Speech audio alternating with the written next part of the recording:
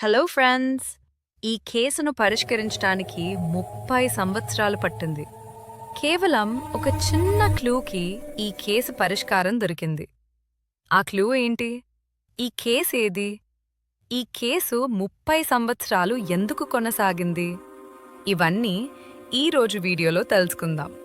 అయితే షోను మొదలుపెడదాం. ఈ కేసు మిగతా మర్డర్ కేసుల్లా కాదు. ఇది చాలా భిన్నమైన కేసు. ఎందుకంటే ఈ కేసులో మాండీ అనే 18 ఏళ్ల కాలేజ్ విద్యార్థిని దారుణంగా హత్య చేయబడింది. ఆమెకు న్యాయం దక్కటానికి 30 సంవత్సరాలు పట్టాయి. ఈ కేసు ఖచ్చితంగా ఒక ప్రత్యేకమైన కేసు. ఎందుకంటే మాండీని హత్య చేసిన వ్యక్తి పెద్ద పోలీస్ ఏజెన్సీల నుండి తప్పించుకోలేదు. కానీ ఏమీ తెలియనట్టుగా 30 సంవత్సరాలు అందరి మధ్యనే తిరుగుతూ జీవించాడు. ఆశ్చర్యకరమైన విషయం ఏమిటంటే ఈ హత్య అమెరికాలోని అత్యంత సురక్షితమైన ప్రశాంతమైన ప్రాంతంలో జరిగింది. ఆ ప్రాంతం పేరు అక్మే.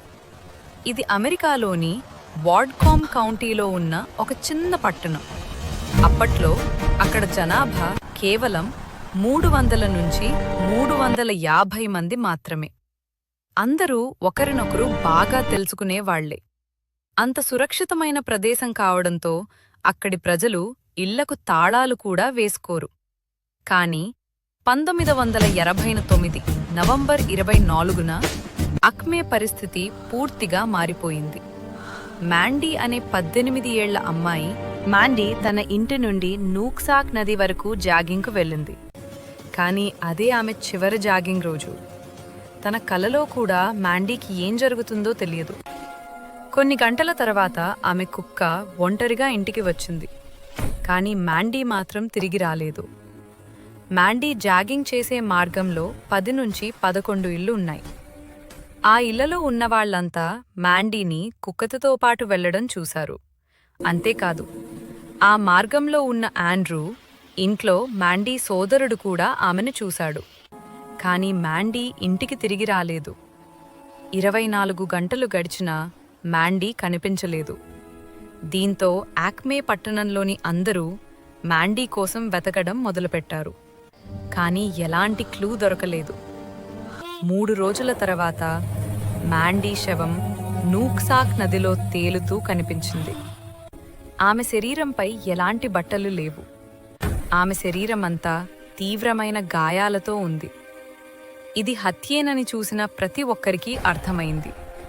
కానీ అధికారికంగా నిర్ధారణ పోస్టుమార్టం రిపోర్ట్ తర్వాతే తెలిసింది. మరుసటి రోజు పోస్టుమార్టం రిపోర్ట్ వచ్చింది. మాండీ మరణానికి కారణం నీటిలో మునిగి ఊపిరాడక చనిపోవడమే.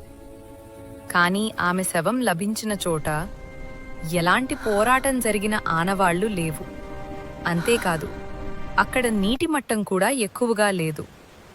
ముఖ్యమైన విషయం ఏంటంటే మాండీకి ఈత వచ్చు. అందుకే ఒక విషయం స్పష్టమైంది. మాండీని ఎక్కడో వేరే చోట చంపి ఇక్కడికి తీసుకొచ్చి నదిలో పడేశారు. పోస్టుమార్టం రిపోర్ట్లో ఆమెకు తలపై తీవ్రమైన గాయం కూడా ఉందని తేలింది. ఎవరో బలంగా తలపై కొట్టడంతో ఆమె స్పృహ కోల్పోయింది. ఆ తర్వాత నీటిలో పడేసి చంపి ఉంటారు. మాండీ మరణ వార్తతో ఆక్మే పట్టణం మొత్తం షాకు గురైంది. అందరి మనసుల్లో ఒకే ప్రశ్న: అంత ప్రశాంతమైన పట్టణంలో మాండీని ఇంత దారుణంగా ఎవరు చంపారు? ఈ హత్య ఆక్మే వాసులలో ఎవరో చేశారా, లేక బయట నుంచి ఎవరో వచ్చారా? ముఖ్యంగా మాండీని చంపిన వ్యక్తి ఇప్పటికీ ఆక్మేలోనే ఉన్నాడా? ఉంటే అతను ఇంకో బాధితుని కోసం చూస్తున్నాడా? ఈ ప్రశ్నలు ఆక్మే ప్రజల నిద్రను కూడా హరించాయి.